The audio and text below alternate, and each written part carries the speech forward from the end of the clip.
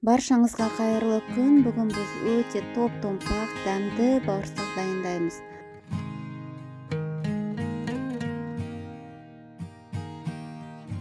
Керек заттар: ұн, ашытқы,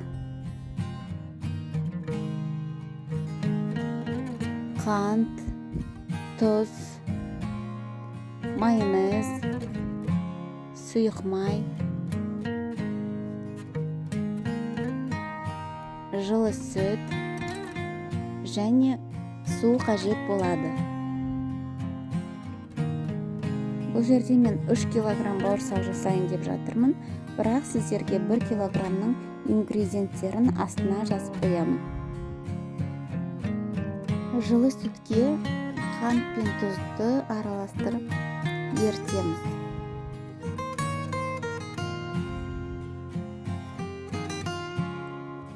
Енді үстінен майонезімізді саламыз да тағы да араластырамыз.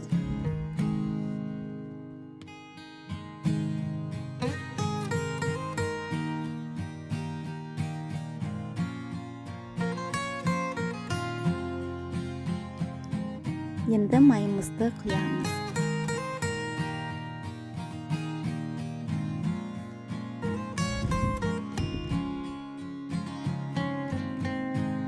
Мінекей ашытқымыз дайын болды.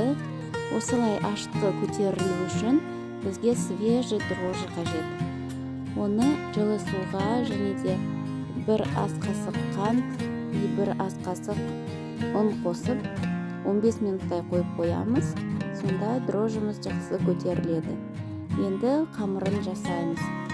Онға ашытқымызды салып, оның үстінен сүтімізді құйып, қамырын илейміз.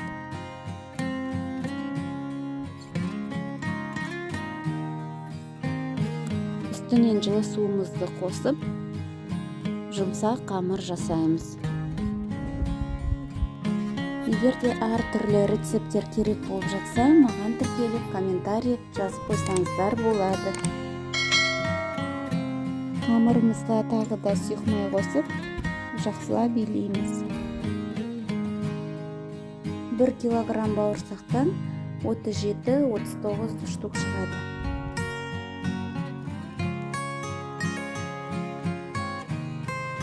Қолымызға жабыспайтындай етіп бірнеше рет басамыз.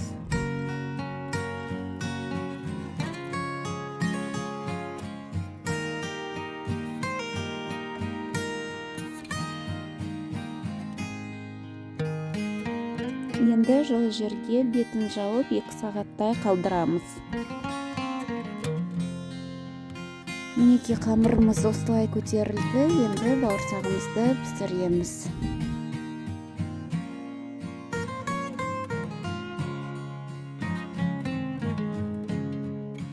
Қамырымызды бірнеше бөліктерге бөлеміз.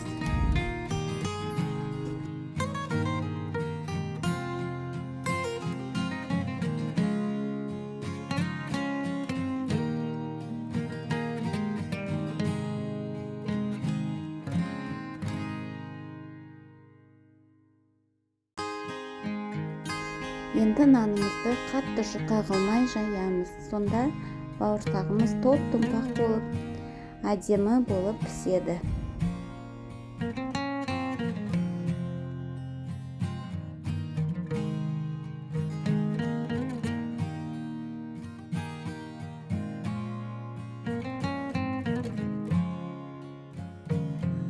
Осындай кез келген дөңгелек пішінді формамен кесе беруге болады.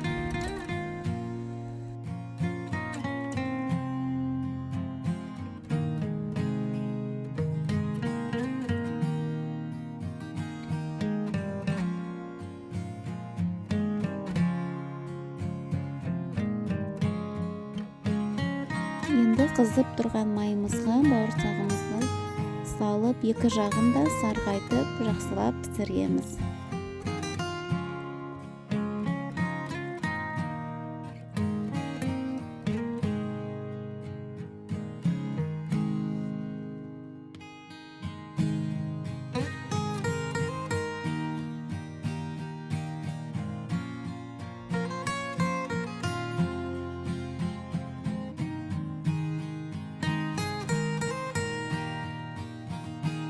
Мінекей бауырсағымыз сарғайып, топ-томпақ болып пісіп жатыр.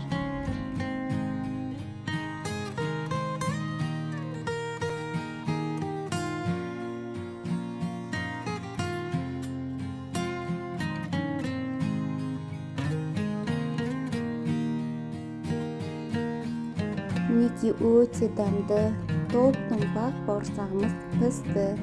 Сіздер де дайындап көріңіздер. Ас болсын.